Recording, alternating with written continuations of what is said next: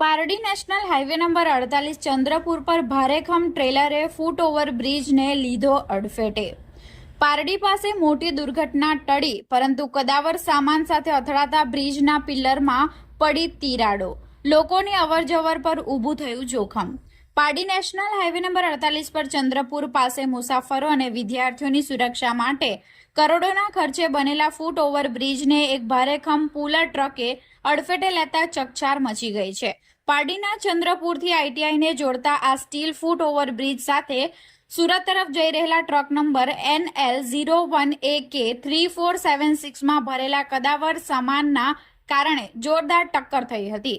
આ ટક્કર એટલી ભયાનક હતી કે બ્રિજના મુખ્ય પિલરના ભાગે ગંભીર ક્ષતિ પહોંચી હતી।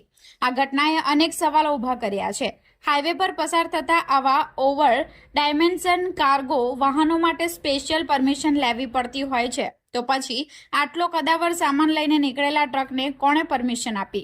રસ્તામાં આવતા અનેક ટોલ નાકાઓ પર ડિજિટલ દેખરેખના નામે કરોડો ઉઘરાવતા તંત્રને આ વિશાળકાય વાહન કેમ ન દેખાયું? શું કોઈ મોટા ભ્રષ્ટાચારના ખેલમાં જનતાની સુરક્ષા દાવ પર લગાવવામાં આવી રહી છે?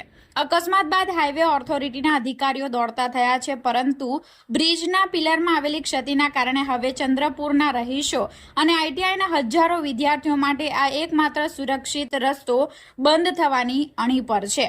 જો આ બ્રિજની મરામત વહેલી તકે નહીં કરાય તો લોકોએ જીવના જોખમે હાઈવે ક્રોસ કરવો પડશે। તંત્ર હવે આ નુકસાનીની વસૂલાત ટ્રક માલિક પાસેથી કરશે કે પછી હંમેશની જેમ જનતાના ટેક્સના પૈસા જ સ્વાહા થશે? હાલમાં અકસ્માતના કારણે સ્થાનિકોમાં ભારે રોષ જોવા મળી રહ્યો છે અને જવાબદાર અધિકારીઓ સામે કડક કાર્યવાહીની માંગ ઉઠી છે।